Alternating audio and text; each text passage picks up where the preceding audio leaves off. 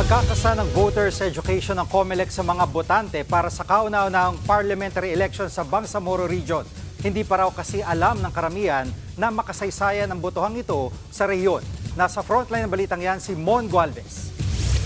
Hindi raw nagmimintis ang tinderang si Laila na makaboto tuwing eleksyon sa Datu Saudi Ampatuan sa Maguindanao del Sur. Pero 6 na buwan bago ang mangyayaring Bilang Pilipino 2025, hindi raw alam ni Laila na makasaysayan palang eleksyon sa kanilang rehiyon. Dahil ito sa kauna-unahang parliament election. Wala akong alam sa parliament eh. Kasi nagtitinda lang ako, hindi ako masyadong Ang mga tulad ni Laila ang tinututukan ngayon ng COMELEC. COMELEC na mismo ang nagsabi nasa 54% lamang ng mga botante rito sa BARM ang may alam sa mangyayaring parliamentary elections ayon sa isang pag-aaral.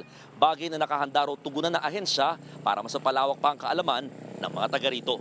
Bukod sa mga uupo sa LGU, boboto rin ang mga taga Bangsamoro ng mauupo sa kanilang parliament. Ito ang kanilang bersyon ng Kongreso na siyang gagawa ng mga batas para sa Bangsamoro Region. Kaya simula Disyembre, magsasagawa ng roadshow ang poll body para sa voter education sa BARM. Sa huling bilang, 13 na naghain ng COC para sa posisyon ng Parliament District Representative.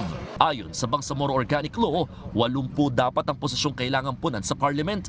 Pero dahil 7 distrito ang nasa sulu na hindi nakabilang sa BARM, 73 na lang ang pagbobotohan.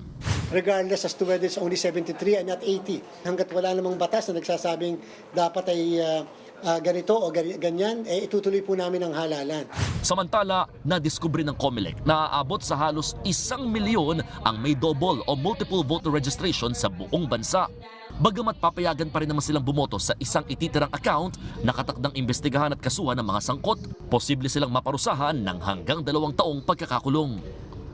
Nagbabalita mula sa Frontline, Mon Gualvez, News 5. Mga kapatid, Jiggy Manikad po, iba na ang may alam at may pakialam sa panahon ngayon. Para sa konkreto, kumpleto at komprehensibong balitaan sa Frontline, mag-follow at mag-subscribe sa social media pages ng News 5.